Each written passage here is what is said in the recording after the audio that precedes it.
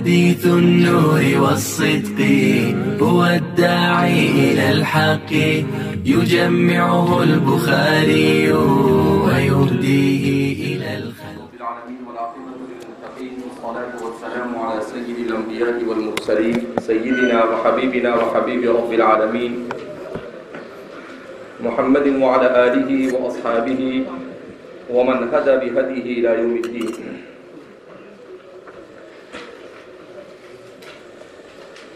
باب بدء الخلق، کتاب بدء الخلق، کتاب بدء الخلق کو بیان کرتے ہوئے سب سے پہلے باب ما جاء فی قول اللہ تعالی وهو الذی یبدأ الخلق ثم یعیدہ، وہی وہ ذات ہے الذی یبدأ الخلق جو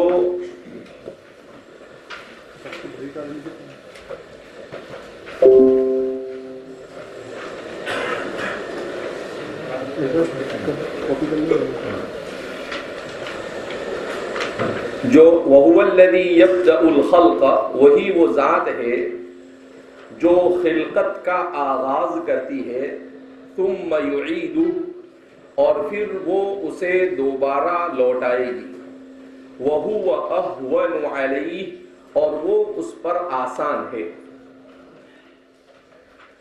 قرآن کریم کی اس آیت کریمہ نے فلاسفہ اور سائنسدانوں کے درمیان اور انسانوں کے ذہن و دماغ میں گھومنے والے ایک اہم ترین مسئلے کو چٹکیوں میں حل کر دیا۔ قرآن کہتا ہے وَهُوَ الَّذِي يَبْدَأُ الْخَلْقَ، وہی وہ ذات ہے جو مخلوق کا، خلقت کا آغاز کرتی ہے۔ یہاں پر سب سے پہلے قرآن کریم نے یبدأ کا صیغہ استعمال کیا۔ بدأ کے معنی شروع کرنا، آغاز کرنا۔ یبدأ کے معنی بھی ہے شروع کرنا اور آغاز کرنا۔ فعل مضارع کو یہاں پر اس لیے استعمال کیا گیا کہ مسئلہ خلق، مخلوق کو پیدا کرنے کا جو مسئلہ ہے وہ ایسا ہے کہ اس مسئلے میں کوئی انتہا نہیں۔ اگر اللہ رب العزت چاہتے تو بدأ وَهُوَ الَّذِي بَدَأَ الْخَلْقَ ثُمَّ يُعِيدُهُ کہہ کر بات ختم کر دیتے کہ وہی وہ ذات ہے جس نے خلقت کا آغاز کیا اور وہی دوبارہ انسان کو لوٹائے گا، ای وَهُوَ يُعِيدُهُ بَعْدَ مَوْتِهِ، یعنی اس کو مرنے کے بعد دوبارہ زندہ کرے گا۔ تو قرآن نے یبدأ کا لفظ استعمال کر کر اس بات کی طرف اشارہ کیا کہ خلق کا جو آغاز اللہ رب العزت نے کائنات کو بنانے سے کیا، تو یہ ایسا نہیں ہے کہ ایک مرتبہ اللہ رب العزت نے اسے شروع کیا اور پھر اس کے بعد جیسا کہ سائنسدانوں نے، فلاسفہ نے اور دیگر مذاہب کے ماننے والوں نے کہا کہ وہ آرام میں چلا گیا اور دنیا میں سب کچھ لا آف نیچر کے بلبوتے پر، قدرتی قانون کے بلبوتے پر چل رہا ہے، کہ نہیں یبدأ، جب بھی دنیا میں کسی چیز کو پیدا کرنے کی ضرورت محسوس ہوتی ہے وہ اس چیز کو مستقلاً وجود بخشتا ہے۔ اس سے قرآن کریم نے سب سے پہلے اس تعبیر کو استعمال کر کر عصر حاضر کے سائنسدانوں کے اس مسئلے کو رد کر دیا جس میں وہ مخلوق کے سلسلے میں یہ بات کہتے ہیں کہ مخلوق یہ ایک دوسرے سے ترقی کر کر آگے بڑھی ہے اور الگ الگ کسی کو پیدا نہیں کیا گیا۔ قرآن کہتا ہے یبدأ الخلق، کہ اللہ خلق کا آغاز کرتا ہے، ثم یعید، اور پھر وہ اسے دوبارہ زندہ کرے گا۔ اعاد یعید اعادتاً، اس کے معنی آتے ہیں کسی چیز کو پوری اس کی ہیئت اولا کے ساتھ لوٹانا۔ اس کی پوری ہیئت اولا کے ساتھ لوٹانا. اسی لیے جب کوئی آدمی سفر میں جاتا ہے تو کیا کہتے ہیں؟ استودع اللہ. تو یہی لفظ استعمال کیا جاتا ہے وہاں پر کہ ہم اللہ کے حوالے آپ کو کرتے ہیں کہ آپ جیسے صحیح سالم جا رہے ہو، صحیح سالم دوبارہ اپنے مقر اور اپنے وطن کی طرف واپس لوٹو. تو عادت کے معنی تو اللہ فرما رہے ہیں کہ اس نے وہ خلق کا آغاز کرتا ہے اور وہ اس کا اعادہ بھی کرتا ہے. اب چونکہ چاہے فلاسفہ ہو، چاہے سائنسداں ہو، چاہے کفار اور مشرکین ہو، ان سب کے یہاں پر سب سے مشکل بات یہ سمجھی جاتی ہے کہ مرنے کے بعد زندہ کیسے ہوگا. کیا سمجھی جاتی ہے؟ کہ مرنے کے بعد زندہ کیسے ہوگا. مرا ہوا تو زندہ ہو نہیں سکتا ہے، وہ تو مٹی میں مل جاتا ہے، وہ گل جاتا ہے، سڑ جاتا ہے، ختم ہو جاتا ہے، تو وہ دوبارہ کیسے زندہ ہوگا. تو اللہ نے کہا وَهُوَ أَهْوَنُ عَلَيْهِ، اور وہ اس پر پہلے کے مقابلے میں زیادہ آسان ہے. اس میں تفصیل کے ساتھ کیا مطلب؟ کہ جس خالق اور مالک نے معدومیت سے مخلوق کو پیدا کیا، جو نیست سے ہست میں لا سکتا ہے، کوئی چیز ہے ہی نہیں اور اسے وجود بخش سکتا ہے، اس کے مادے کو بنا کر اس کو بہترین شکل و صورت میں دنیا میں پیدا کر سکتا ہے، تو اس کے لیے جب کہ وہ مر گیا ہے دوبارہ زندہ کرنا بدء خلق کے مقابلے میں آسان ہے. اگر اس کے لیے بدء خلق مشکل ہوتا تو اعادہ خلق بھی مشکل ہوتا. لیکن جب بدء خلق اس نے عملی طور پر کر بتلا دیا، کائنات کوئی حیرت انگیز چیزوں کو بنا کر انسان کو بتلا دیا جس کا انسان مشاہدہ کرتا ہے، تو اب ظاہر سی بات ہے کہ یہ مسئلہ سمجھنا آسان ہو گیا کہ جو بغیر نمونے اور بغیر مادے کے کسی چیز کو پیدا کر سکتا ہے، اس کے لیے اسی چیز کے باقیات سے اسے دوبارہ زندہ کرنا یہ آسان ہے. وَهُوَ أَهْوَنُ عَلَيْهِ. تو قرآن کریم نے ایک مختصر سی آیت میں دو بڑے مسئلوں کو حل کر دیا جو نہ تو آج تک فلاسفہ سے حل ہو سکے، نہ سائنسدانوں سے حل ہو سکے، اور نہ دیگر مذاہب کے ماننے والوں سے حل ہو سکے. ان مسئلے کے لیے قرآن کریم نے ایسا وقت نہیں لیا کہ اس مسئلے کو سمجھانے کے لیے 100 صفحے لیے. صرف ایک آیت، کتنی آیت میں ان کے سارے فلسفے کو جس پر انہوں نے سینکڑوں کتابیں لکھی، ایک ہی آیت کو لا کر قرآن کریم نے 100 سونار کے اور ایک لوہار بیٹھا بیٹھا بیٹھا دھیرے دھیرے مارتا ہے، سونار آ کر ایک مار دے تو سب چپٹ ہو جائے. تو قرآن کریم نے اس ایک ہی آیت میں سارے فلسفہ حیات اور فلسفہ موت دونوں کو کیا کر دیا؟ سمجھا دیا. وَهُوَ أَهْوَنُ عَلَيْهِ، اور وہ آسان ہے اس کے لیے، اس کے مقابلے میں، یعنی دوبارہ پیدا کرنے کے مقابلے میں. اب اس کی تفسیر کرتے ہوئے آپ ائمہ اور محدثین اور مفسرین کے بعض اقوال کو بیان کرتے ہیں اور احون کے معنی کیا ہوتے ہیں اسے بیان کرنے کیا کر رہے ہیں، آپ کوشش کر رہے ہیں. تو آپ فرماتے ہیں وقال الربیع ابن خثیم، اور ربیع ابن خثیم الکوفی جو کبار تابعین میں سے ہیں، حضرات صحابہ کے تلامذہ میں سے ہیں. والحسن، جب بھی حدیث کی کتابوں میں اور تفسیر کی کتابوں میں حسن کا نام لیا جاوے تو حسن بصری مراد ہوا کرتے ہیں. اور امام حسن بصری یہ دونوں حضرات فرماتے ہیں کل علیہ ہین، اللہ پر ہر چیز یہ آسان ہے.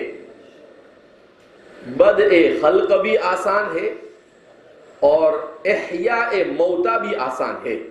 مردے کو زندہ کرنا بھی آسان ہے اور کچھ نہیں ہے اسے وجود دینا بھی اس کے لیے کیا ہے؟ آسان ہے.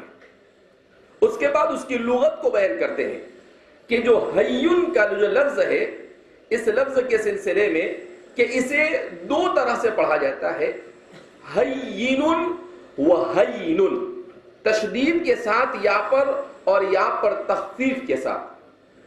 تو ہین بھی پڑھا جا سکتا ہے اور ہین بھی پڑھا جا سکتا ہے، ہین بھی پڑھا جا سکتا ہے. دونوں طریقے سے اسے پڑھا گیا ہے اور لغت میں ذکر کیا گیا ہے. اس کے بعد اس کی نظیر کو بیان کرتے ہیں، مثل لین و لین، جیسے لین اور لین کہ دونوں کے معنی بھی نرم کے ہیں. تو ہین اور ہین ان دونوں کے معنی بھی کس کے آتے ہیں؟ آسان ہونے کے. وہ میت و میتن، میتن و میتن، کہ یہاں پر بھی تشدید کے ساتھ بھی اور بغیر تشدید کے بھی ہے اور دونوں کا معنی ایک ہی ہوتا ہے. اگرچہ ائمہ لغت نے ان تھوڑے تھوڑے فروق کے اندر میں چیزوں کو بیان کیا ہے کہ ایسا نہیں ہے کہ دونوں کے اندر میں فرق نہیں ہے، لیکن امام بخاری یہاں پر بیان کر رہے ہیں کہ دونوں طرح کے لوگ ہیں ائمہ لغت میں، اہل عرب میں، کہ بعض وہ ہیں جو اس میں کوئی فرق نہیں کرتے ہیں اور بعض وہ کہ ان کا یہ کہنا ہے کہ کثرت المبانی تدل علی کثرت المعانی، کہ میتن کا معنی کچھ اور ہوگا اور میتن کا معنی کچھ اور ہوگا. اسی لیے قرآن کریم کہتا ہے انک میت و انہم میتون، کہ اے محمد عربی صلی اللہ علیہ وسلم آپ کو بھی موت آنے والی ہے اور ان کو بھی سب کو موت کیا ہونے والی ہے؟ آنے والی ہے. تو فرماتے ہیں کہ مستقبل سے اگر کسی چیز کا تعلق ہو تو اس کے لیے تخفیف کے ساتھ استعمال کرتے ہیں، کسی چیز کے امکان کو بیان کرنے کے لیے تشدید کے ساتھ ذکر کرتے ہیں، اور اگر ماضی کے ساتھ کسی چیز کو بتانا مقصود ہوتا ہے تو اس صورت میں تخفیف کے ساتھ کیا کرتے ہیں؟ اسے پڑھا جاتا ہے. یہ فرق بعض حضرات نے بیان کیا. وَضَيِّقٍ وَضَيِّقٍ، اسی طریقے سے ضیقن کے معنی تنگ ہونا، تو اسے ضیق بھی پڑھا جاتا ہے اور ضیقن بھی پڑھا جاتا ہے. تو کہا کہ یہ تین مثالیں ہیں جو ایک ہی معنی دیتی ہے، چاہے اسے تخفیف کے ساتھ پڑھا جائے چاہے اسے تشدید کے ساتھ پڑھا جائے. اسی طریقے سے اہونو جس سے بنا ہے یعنی ہینن، اسے بھی دونوں طریقے سے پڑھا جا سکتا ہے، ہینن بھی پڑھ سکتے ہیں اور ہینن بھی پڑھ سکتے ہیں. اس کے بعد قرآن کریم کی دوسری آیت کریمہ پیش کر رہے ہیں، سورہ قاف کی آیت نمبر 15، افعینا. اسے مختلف قراءتوں میں پڑھا ہے، لیکن امام بخاری نے جس قراءت کو ذکر کیا ہے تو صاحب فتح الباری، امام الدنیا، امام ابن حجر اسقلانی اور دیگر شارحین فرماتے ہیں کہ افعینا والی قراءت کو امام صاحب نے یہاں پر ذکر کیا ہے. بہرحال روایت حفص عن عاصم میں افعینا ہے اور یہاں پر کیا ہے؟ افعینا.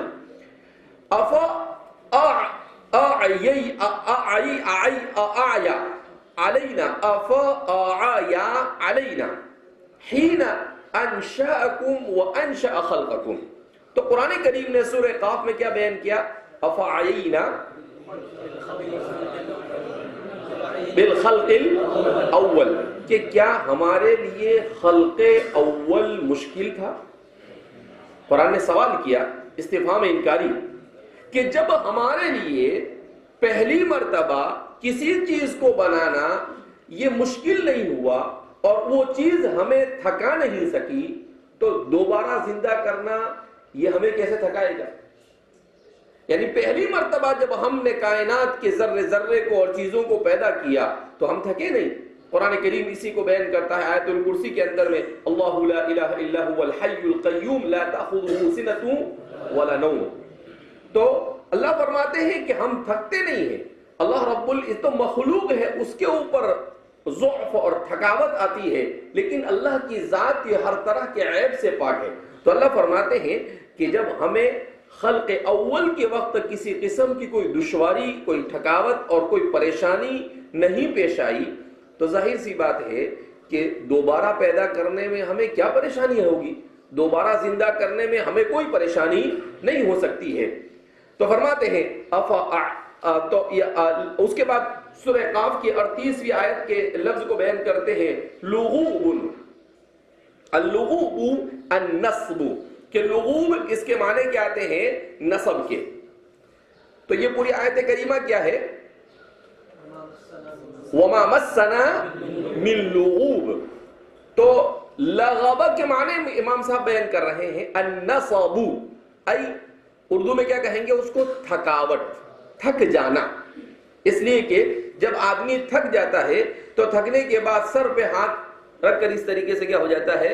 تو ینصب یدہ، اور اس طرح سے کر کے کیا ہو جاتا ہے؟ وہ بیٹھ جاتا ہے. کہ اس کا مطلب یہ ہے کہ سمجھ جاتے ہیں کہ حضرت کی انرجی کیا ہو گئی؟ ختم ہو گئی، یعنی اب حضرت کی کیپیسٹی باقی رہی نہیں. تو فرماتے ہیں کہ لغوب کے معنی، تو قرآن کریم کیا کہتے ہیں کہ اللہ رب العزت فرماتے ہیں وما مسنا من لغوب، کہ ہمیں کسی طرح کی کوئی تھکاوٹ نے چھویا تک نہیں. اللہ فرماتے ہیں کہ ایسا نہیں ہے اتنی بڑی دنیا کو بناتے ہوئے ہم تھک گئے ہو. جیسے یہ ہمارے ہندو برادری کے یہاں پر ایک بھگوان ہوتا ہے ان کا کالی ماں. ان کا کیسا بھگوان ہوتا ہے؟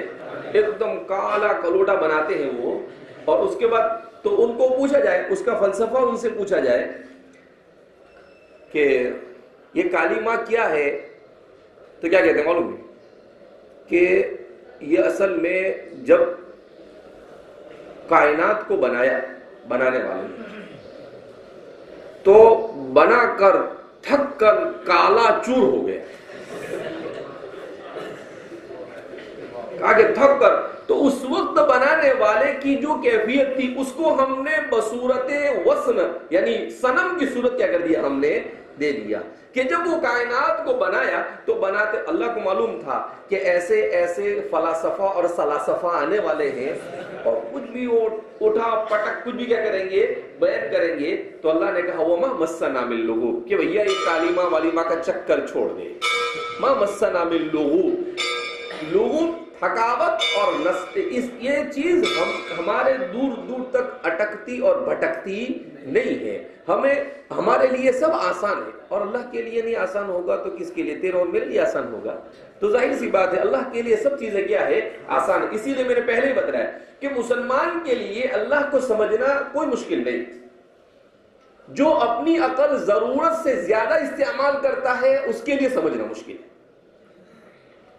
یہ فلاسفہ وغیرہ یہ اپنی عقل کو ضرورت سے زیادہ استعمال کرتے ہیں، اور ضرورت سے زیادہ استعمال کرنے میں جیسا کہ ابھی زبان میں کہا جاتا ہے طلب الکل فوت الکل، کہ پورا کھانے گئے اور پورا گر گئے، یعنی کچھ ہی سمجھ میں ان کو آتا نہیں ہے. تو اس لیے قرآن کریم میں یہاں اللہ فرماتے ہیں کہ لغوب، تو امام صاحب ایک ایک لفظ کو بیان کرتے ہیں کہ وہ چلے جاتے ہیں کہ سیاق و سباق کو ملا کر اب آپ سمجھتے جاؤ اور آگے بڑھتے چلے جاؤ، اس لیے کہ سال بھی ختم ہو رہا ہے. تو فرماتے اس کے بعد سورہ نوح کی آیت کریمہ لائے اطوارا خلقناکم اطوارا، کہ ہم نے تم کو اطوار میں پیدا کیا.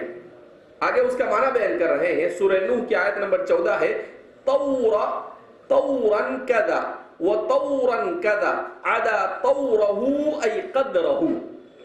تو اللہ فرماتے ہیں کہ خلقناکم اطوارا، کہ ہم نے تمہیں اطوار میں پیدا کیا، یعنی مختلف درجات میں پیدا کیا، مختلف اوقات میں پیدا کیا.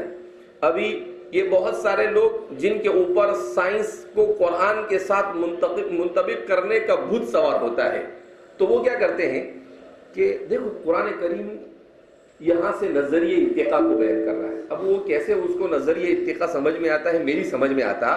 کہا کہ تو قرآن کہتا ہے خلقناکم اطوارا، ہم نے تمہیں اطوار میں پیدا کیا.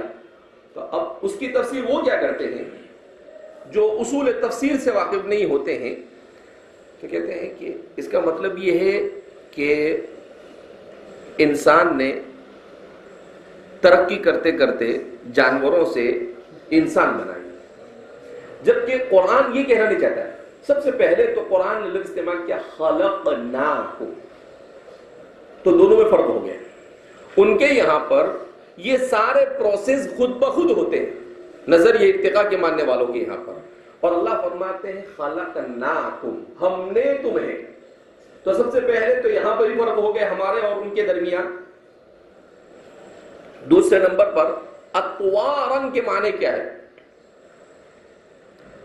اطوارن کے معنی وہ نہیں جس کو یہ سمجھ رہے اطوارن کے معنی یہ ہے کہ اللہ فرماتے ہیں کہ ہم نے تمہیں مٹی اور گارے سے تمہارے جد امجد آدم کو بنایا، پھر اس کی دائیں پسلی سے حوا کو بنایا، پھر تمہارے توالد اور تناسل کو ہم نے منی کے ساتھ جوڑ دیا، اور پھر اس کے بعد کی جو نسلیں پیدا ہوئی وہ اسی پانی اور منی کے ذریعے سے کیا ہوئی؟ پیدا ہوئی۔ جب وہ پیٹ میں ہوتا ہے تو وہاں پر بھی وہ اطوار سے کیا ہوتا ہے؟ گزرتا ہے کہ پہلے وہ جو منی کا قطرہ انسان کا ہوتا ہے وہ مادر رحم میں جاتا ہے، اور وہاں پر جانے کے بعد وہ 9 مہینے مختلف اطوار سے گزر کر پھر وہ انسان بن کر اخرجکم من بطون امہاتکم لا تعلمون شیئا۔ تو فرماتے ہیں کہ قرآن کریم اس کی طرف اشارہ کر رہا ہے۔ قرآن اس کی طرف اشارہ نہیں کر رہا ہے کہ پہلے صرف مٹی پر پانی بنا، پھر مٹی ہوئی، اور پھر اس میں سے مچھلی بنی، اور پھر وہ جو انہوں نے نسب بیان کیا ہے تو وہ مزعوم نسب نہیں ہے، قرآن اس کو بیان نہیں کر رہا ہے۔ اسی لیے عربی زبان میں نظریہ ارتقاء کو نظریہ تطور کہتے ہیں۔ کیا کہتے ہیں؟ جبکہ اس کو تطور نہیں کہنا چاہیے، اس کو نہ تطور کہنا چاہیے نہیں۔ کیوں نہیں کہنا چاہیے؟ اس لیے کہ تطور کا معنی سمجھا نہیں انہوں نے، اس وجہ سے اس کو تطور کا معنی دیا، ورنہ حقیقت کے اعتبار سے وہ لوگ جو تطور کا معنی لیتے ہیں وہ یہ نہیں۔ کیوں؟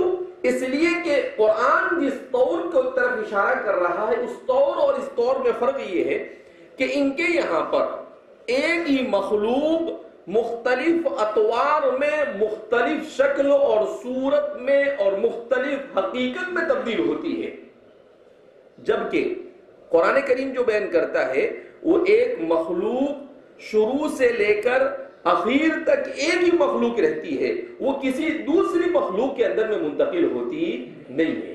لہذا طور میں ایک ہی چیز کا اپنے ابتدا سے انتہا تک پہنچنا مراد ہوتا ہے، ایک چیز کا دوسری چیز میں منتقل ہونا، پھر اس کا تیسری میں منتقل ہونا اور اس کا چوتھی میں منتقل ہونا یہ نہیں ہوا کرتا ہے۔ لہذا طور کو قرآن کریم کو بھی معلوم تھا کہ کیسے کیسے گل کھلانے والے اور گل کھلانے والے دنیا میں آنے والے ہیں، اس لیے قرآن سیف سائڈ لے کر چلا ہے، سب چیزوں کو سنبھال کر لے کر چلا ہے۔ اللہ تو عالم الغیب والشہادہ ہے، اس کے علم میں تھا۔ لہذا اس لیے طور کا معنی یہ ہوتا ہے کہ ایک ہی چیز کا اپنی حیت اصلیہ سے آغاز کرتے کرتے اسی کا منتہا تک پہنچ جانا، بس ختم ہو گیا، اس کا دوسری حقیقت میں بدلنا۔ اسی لیے خود سائنسدانوں کی ایک جماعت جنہوں نے 1950 میں ڈی این اے کو دریافت کیا، ان کا یہ کہنا ہے کہ 1950 میں ڈی این اے کے دریافت ہونے کے بعد نظریہ ارتقاء یہ جھوٹ ثابت ہو چکا ہے، اور اب اس کے بعد بھی 72 سال سے لوگوں کو بیوقوف بنایا جا رہا ہے۔ کیوں؟ اس لیے کہ ڈی این اے کے بعد یہ بات ثابت ہو گئی ہے کہ پانی میں رہنے والے پرندے، ہواؤں میں اڑنے والے پرندے، زمین پر رہنے والے پرندے، ان تینوں قسم کے پرندوں کا ڈی این اے ایک دوسرے سے بالکل میچ ہوتا نہیں۔ جب ایک دوسرے سے میچ نہیں ہوتا، لہذا آپ یہ نہیں کہہ سکتے کہ مچھلی اور مگر مچھ اور کیا کہتے ہیں ضفدع یعنی میڈک، ان سب نے ترقی کی اور ترقی کرنے کے بعد یہ سب وجود میں آیا۔ کہا کہ یہ ممکن ہی نہیں، اس لیے کہ اڑنے والے جانور کا ڈی این اے یہ مچھلی میں رہنے والے جانور سے کسی طرح سے میل کھاتا نہیں، اور انسان کا ڈی این اے دوسرے جانوروں سے میل نہیں کھاتا ہے۔ جب نہیں کھاتا ہے تو آپ اس کو ترقی یافتہ مخلوق کہہ ہی نہیں سکتے۔ یہ سائنٹیفک اصول کے اعتبار سے بھی یہ چیز کیا ہو چکی ہے؟ غلط ثابت ہو چکی ہے۔ بہرحال طور کذا طورا کذا وطورا کذا عدا طوره ای قدرہ، یعنی اس کے اندازے کو شمار کر رہا ہے کہ اللہ فرماتے ہیں کہ مختلف مراحل سے گزار کر ہم نے انسان کو کیا کیا؟ مکمل انسان کی صورت میں وجود بخشا۔ بہرحال یہ چند وہ الفاظ تھے جو امام بخاری نے اپنے اس کتاب کے شروع میں اس کو بیان کر دیا، اور بیان کرنے کے بعد اب آگے احادیث مبارکہ بیان کرتے ہیں۔ اس سے امام بخاری ایک طریقہ یہ بتلانا چاہتے ہیں کہ کسی بھی مسئلے کو سمجھنے کے لیے مسلمان کے لیے سب سے بہترین طریقہ یہ ہے کہ وہ کتاب اللہ کی طرف رجوع کرے، اور پھر اس کی مزید تفصیلات کو جاننے کے لیے سنت رسول صلی اللہ علیہ وسلم کی طرف کیا کرے، رجوع کرے۔ یہ فلاسفہ اور فلاسفہ کے چکر میں پڑے نہیں، ان پر رد کرنا اور ان کا رد کرنا یہ ایک الگ مسئلہ ہے، لیکن ان کی باتوں سے متاثر ہونے کی ضرورت مسلمان کو ہے نہیں۔ جب ہمارے پاس ذالک الکتاب لا ریب فیہ ہے تو اس کے ہوتے ہوئے ہمیں کسی فلسفی اور کسی سائنسدان کی تحقیق کی کوئی ضرورت ہے نہیں۔ وبه قال حدثنا محمد بن كثير قال أخبرنا سفيان عن جامع بن شداد عن صفوان بن محرز عن عمران بن حسين رضي الله عنه وعنهم أجمعين قال جاء نفر من بني تميم إلى النبي صلى الله عليه وسلم فقال يا بني تميم أبشروا، فقالوا بشرتنا فأعطنا، فتغير وجهه صلى الله عليه وسلم فجاءه أهل اليمن فقال يا أهل اليمن أقبلوا البشرى إذ لم يقبلها بنو تميم، قالوا قبلنا، فأخذ النبي صلى الله عليه وسلم يحدث بدء الخلق والعرش فجاء رجل فقال يا عمران راحلتك تفلتت ليتني لم أقم۔ تو پہلی ایک جامع ترین روایت جس میں بدء خلق کی طرف اشارہ کیا گیا ہے، اس روایت کو امام بخاری اپنے شیخ محمد بن کثیر العبدی کے حوالے سے بیان کر رہے ہیں۔ محمد بن کثیر العبدی یہ امام بخاری کے مشائخ میں سے ہیں، آپ نے متعدد احادیث کو آپ کے حوالے سے ذکر کیا ہے، ان کی ثقافت پر کسی طرح کا کوئی کلام نہیں ہے۔ قال حدثنا سفیان الثوری، سفیان سے مراد یہاں پر سفیان الثوری ہے، اس لیے کہ عام طور پر دو سفیان مشہور ہے، سفیان ابن عیینہ اور سفیان الثوری۔ تو جب صرف سفیان بولا جاتا ہے تو امام سفیان الثوری حدیث کی کتاب میں مراد ہوتے ہیں، اور جب صرف ابن عیینہ حدثنا ابن عیینہ کہا جاتا ہے تو اس سے سفیان ابن عیینہ مراد ہوتے ہیں۔ تو ان دونوں سفیانوں کو ذکر کرنے میں جب شارٹ کٹ میں ہمارے محدثین ان کے روایت میں لاتے ہیں تو اس صورت میں یا تو کبھی پورے نام کو ذکر کرتے ہیں، اور جب اختصار کے در پر ہوتے ہیں تو صرف سفیان کہتے ہیں، تو ذہن فوراً مبادرت کرنا چاہیے کس کی طرف؟ سفیان ثوری کی طرف۔ عن جامع ابن شداد، وہ بیان کرتے ہیں جامع ابن شداد ابو صخر المحاربی، جامع ابن شداد ابو صخر المحاربی، یہ بھی سفیان ابن عیینہ کے مشائخ میں سے ہیں۔ ان کے ثقافت پر بھی محدثین کا اتفاق ہے، اپنے زمانے کے کبار محدثین میں ان کا شمار ہوتا تھا۔ عن صفوان ابن محرز، وہ بیان کرتے ہیں صفوان ابن محرز المازنی البصری، قبیل مازن سے تعلق تھا، اس وجہ سے ان کو المازنی کہتے ہیں، اور بصرہ میں آپ نے سکونت اختیار کی، اس مناسبت سے آپ کو البصری کہا جاتا ہے۔ عن صفوان ابن محرز تابعی ہے، متعدد صحابہ سے آپ کی لقاء ثابت ہے، اور حضرات صحابہ سے آپ نے کثرت سے کسب فیض کیا ہے۔ عن عمران ابن حسین، وہ بیان کرتے ہیں حضرت عمران ابن حسین رضی اللہ تعالیٰ عنہ سے، یہ نبی کریم صلی اللہ علیہ وسلم کے ان اصحاب میں سے ہیں جنہوں نے اگرچہ آپ صلی اللہ علیہ وسلم کی کم صحبت حاصل کی، مگر کم صحبت کے باوجود آپ کا تقرب حاصل کیا، اور آپ صلی اللہ علیہ وسلم آپ سے محبت کیا کرتے تھے۔ آپ صلی اللہ علیہ وسلم کے حضرت عمران ابن حسین سے محبت کرنے کی متعدد وجوہات بیان کی جاتی ہے۔ سب سے پہلے بیان کیا جاتا ہے کان بطلا شجاع، کہ آپ بڑے بہادر تھے۔ دوسرا بیان کیا جاتا ہے کان حریصا للعلم، آپ علم کے بڑے حریص تھے۔ آپ صلی اللہ علیہ وسلم کی مجلس میں یہ بڑے مشکل سوالات کیا کرتے تھے۔ جب آپ صلی اللہ علیہ وسلم کسی بات کو بیان کرتے تو حضرات صحابہ فرماتے ہیں کہ اگر عمران ابن حسین بیٹھے ہوتے تو ہم لوگ بھی مزے لے کر عمران ابن حسین کا انتظار کرتے کہ جہاں حضور کی بات ختم ہوتی دیکھتے ہیں عمران کیا کرتے ہیں. تو کہا کہ سب سے مشکل سوال کیا کرتے تھے, وہ پیش کرتے تھے. اور آپ صلی اللہ علیہ وسلم ویسے تو مشکل سوالات کے اوپر ایسے مشکل سوال جس کی ضرورت نہیں ہوتی آپ ناراضگی کا اظہار کرتے تھے, مگر عمران ابن حسین کی خصوصیت یہ تھی کہ ایک تو مشکل سوال کرتے تھے اور کام کا سوال کرتے تھے, بغیر کام کا سوال نہیں کرتے تھے. کہ اسی سے ان کی ذہانت اور فطانت اور فقاہت کا کیا ہوتا ہے, اندازہ ہوتا ہے. تو حضرت عمران ابن حسین رضی اللہ تعالیٰ عنہ, حضرت عمر رضی اللہ تعالیٰ عنہ اور دیگر خلفاء راشدین نے بھی آپ پر اعتماد کیا اور آپ کو مختلف مقامات کی ذمہ داری سونپی, کہیں پر آپ کو والی بنایا, اور فتوحات اسلامیہ میں بھی آپ کا بڑا اہم رول اور کردار رہا ہے. قال جاء نفر من بني تمیم الى النبی صلی اللہ علیہ وسلم, کہ بنو تمیم کی ایک جماعت نبی کریم صلی اللہ علیہ وسلم کی خدمت اقدس میں حاضر ہوئی. قبیلہ بنو تمیم یہ جزیرۃ العرب اور اہل عرب کا مشہور قبیلہ ہے جو فصاحت اور بلاغت میں زمانہ جاہلیت اور ابتدائی اسلام میں بہت مشہور تھا.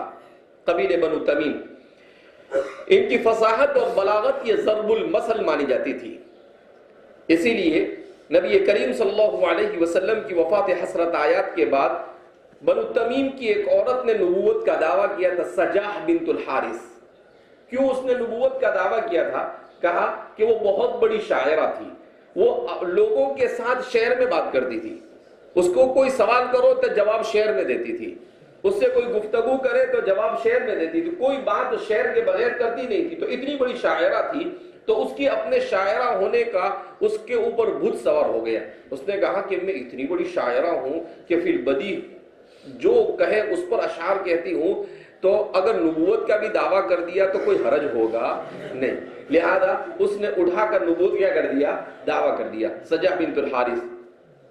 اور پھر اس کے بعد حضرت ابوبکر صدیق رضی اللہ تعالیٰ عنہ کے زمانے میں جب حضرت ابوبکر صدیق نے 11 لیوا تتحرک من المدینہ المنورہ 11 لشکروں کو مدعیان نبوت اور مانعین زکوٰۃ کی سرکوبی کے لیے آپ نے روانہ کیا, جن میں ایک لشکر پر امیر حضرت عمران بن حسین بھی تھے, حضرت خالد بن ولید تھے, اور حضرت اکرمہ بن ابو جہل تھے, حضرت سفیان ابن ابو سفیان صخر ابن حرب تھے. تو یہ جتنے بھی لوگ جو اخیر میں اسلام میں داخل ہوئے تھے, ان لوگوں نے فتنہ ارتداد کا سر کچلنے میں بڑا اہم رول ادا کیا تھا. تو اس وقت یہ بنو تمیم کی عورت بھی, لیکن جب حضرت خالد بن ولید نے مسیلمہ ابن حبیب الکذاب کو قتل کر دیا, تو مسیلمہ ابن حبیب الکذاب کے حضرت خالد بن ولید کے لشکر کے قتل کرنے کے بعد اس نے راہ فرار اختیار کر لی, اپنے قبیلے والوں کو چھوڑ کر کیا ہو گئی, بھاگ گئی. تو قبیلے والے تائب ہو گئے اور کہتے ہیں کہ حضرت عثمان کے زمانے میں اس نے بھی کیا کر لیا, توبہ کر لیا. تو یہ مشہور قبیلہ, تو وہ اللہ کے رسول صلی اللہ علیہ وسلم کی خدمت میں آیا, عام الوفود میں آیا. آپ صلی اللہ علیہ وسلم جب فتح مکہ ہو گیا تو فتح مکہ کے بعد کا جو سال ہے اس سال کو عام الوفود کہا جاتا ہے. جس سال میں جزیرت العرب کے جتنے بھی بڑے بڑے قبائل تھے, ان قبیلوں کے سردار اپنے اہم ذمہ داروں کو لے کر رسول اللہ صلی اللہ علیہ وسلم کی خدمت اقدس میں حاضر ہو کر اسلام میں داخل ہوا کرتے تھے. اسی لیے مسجد نبوی میں ایک ستون ہے, اس ستون کا نام ہی اسطوانۃ الوفود, جہاں پر بیٹھ کر آپ صلی اللہ علیہ وسلم آنے والے وفود کا استقبال کرتے تھے, ان کی ملاقات کرتے تھے اور ان کو دین سکھایا کرتے تھے. تو اسی زمانے میں بنو تمیم بھی آپ صلی اللہ علیہ وسلم کے پاس ایک وفد کی شکل میں آئے. فقال یا بنی تمیم ابشروا, تو آپ صلی اللہ علیہ وسلم نے بنو تمیم سے کہا کہ اے بنو تمیم تم بشارت کو قبول کر لو. فقالوا بشرتنا, یعنی آپ صلی اللہ علیہ وسلم نے کہا کہ بھئی تمہارے لیے بڑی خوشی کی بات ہے کہ تمہیں اللہ رب العزت نے نعمت اسلام سے مالا مال کیا. اس کا مطلب یہ ہے کہ اب تم اقبلوا منی بشارت الجنتی, جنت کی بشارت مجھ سے سن لو کہ تم لوگوں کو جنت تمہارے لیے سہل اور یسیر ہو گئی, آسان ہو گئی, آسانی سے اب جنت کیا ہو سکتی ہے, مل سکتی ہے. اس لیے کہ کلمہ پڑھ لیا تو گویا کہ مفتاح الجنہ تمہارے ہاتھ لگ گئی. اب عمل کرنا ہے اور اپنے آپ کو بچانا ہے اور جنت میں جانا ہے. تو بنو تمیم نے کہا بشرتنا فاعتنا، کہ آپ نے بشارت تو دی مگر اگر کچھ دے دو ساتھ میں تو اچھا رہے گا۔ حدیث و عہد بالاسلام تھے، ابھی نئے نئے اسلام میں داخل ہوئے تھے، اور اس زمانے میں آدمی تنگ دستی سے زندگی گزارتا تھا، لہذا وہ سردار قسم کے لوگ تھے۔ کہا کہ ٹھیک ہے، خالی بشارت سے کام نہیں چلے گا، اگر کچھ ساتھ میں مال ملیدہ بھی مل جاوے تو کیسا ہے، اچھا رہے گا، یعنی کچھ ہمیں مل جاوے تو۔ کیونکہ آپ صلی اللہ علیہ وسلم ان آنے والے سرداروں میں جب دیکھتے تھے کہ کسی کو تألیف قلب کی ضرورت ہے تو اسے اونٹ دے دیتے تھے، اونٹوں کی بڑی تعداد دے دیتے تھے، اسی طریقے سے اور جو بھی کچھ دینا ہوتا ان کا تعاون کرتے تھے تاکہ وہ اسلام پر اچھی طرح سے کیا ہو جاوے، جم جائے۔ اور چونکہ تألیف قلب کی ضرورت تھی، حالات ایسے تھے، تو انہوں نے سوچا کہ بھئی گنگا بہ رہی ہے، اپنے بھی ہاتھ کیا کر لے ہوئے، دھو لے ہوئے، تو کہا کہ آتی نا، آپ نے بشارت دی، ٹھیک ہے، مرنے کے بعد جنت تو مل ہی جائے گی، ابھی نئے نئے اسلام میں داخل ہوئے تھے، تو کہا کہ دنیا میں بھی تھوڑا کچھ مل جائے تو کیا ہوگا، اچھا رہے گا۔ فتغیر وجہہ، تو آپ صلی اللہ علیہ وسلم کا چہرہ انور کیا ہو گیا، متغیر ہو گیا۔ آپ صلی اللہ علیہ وسلم کو غصہ ہے کہ ان کو جنت کی بشارت، اتنی بڑی بشارت دے دی، اس کے بعد بھی کیا بولتے ہیں فاتنا، کہ ذرا کچھ مل جائے تو کیسا ہوگا، اچھا ہوگا۔ تو آپ صلی اللہ علیہ وسلم اصل میں حضور کیا کرتے تھے، جو مانگتا تھا اس کو نہیں دیتے تھے، لیکن جو نہیں مانگتا تھا اسے آپ صلی اللہ علیہ وسلم دیتے تھے۔ تو جب آپ سے کوئی مانگتا تھا تو آپ کیوں، اس لیے کہ آپ اپنے صحابہ کی تربیت کرتے تھے کہ اگر بغیر مانگے تمہیں کوئی دے دے تو لے لینا چاہیے، لیکن کسی کے سامنے ہاتھ نہیں پھیلانا چاہیے۔ اسی لیے حضرت عمر رضی اللہ تعالیٰ عنہ کو قبیلے کے زکوٰۃ کے وصول کا ذمہ دار آپ نے بنایا۔ پھر جب حضرت عمر رضی اللہ تعالیٰ عنہ کو کچھ دینے لگے تو حضرت عمر نے کہا کہ نہیں حضور میں نہیں لوں گا، تو حضور نے کہا کہ بھئی آپ نے مانگا نہیں، ہم آپ کو دے رہے ہیں، لہذا آپ کو منع کرنا چاہیے نہیں۔ تو حضور نے یہ تعلیم دی کہ دنیا کا ایسا حدیث نہیں ہونا چاہیے کہ دوسروں کے مالوں پر اور مال کو دیکھنے کے بعد آپ کو لالچ آ جاوے اور آپ ہاتھ پھیلانا شروع کر دیں۔ الید العلیٰ خیر من الید السفلیٰ، دینے کا عادی ہونا چاہیے، لینے کا عادی نہیں ہونا چاہیے، جیسا کہ آج ہماری امت بھی لینے کی عادی بن گئی ہے، دینے کی عادی نہیں ہے۔ تو اس لیے آپ صلی اللہ علیہ وسلم کو غصہ آیا۔ ایسا نہیں تھا کہ آپ صلی اللہ علیہ وسلم کو نئے نئے اسلام میں داخل ہوئے، اگر مان لیا تو کیا حرج تھا، حضور کو غصہ ہونے کی کیا ضرورت نہیں، حضور ان کی تربیت کر رہے تھے کہ اگر ان کو دے دیا جاتا ان کے مانگنے پر خوشی کے ساتھ دے دیتے تو دوسری مرتبہ دوسروں سے بھی وہ ایسی ہی توقع رکھتے۔ اس لیے آپ صلی اللہ علیہ وسلم ان کی تربیت کرتے تو فرماتے ہیں کہ فتغیر وجہ رسول آپ صلی اللہ علیہ وسلم کا چہرہ انور کیا ہو گیا، بدل گیا۔ اب آپ کا جب چہرہ انور بدل گیا، اس کا مطلب یہ ہے کہ آگے کی بات آپ صلی اللہ علیہ وسلم نے انہیں کچھ بیان نہیں کی۔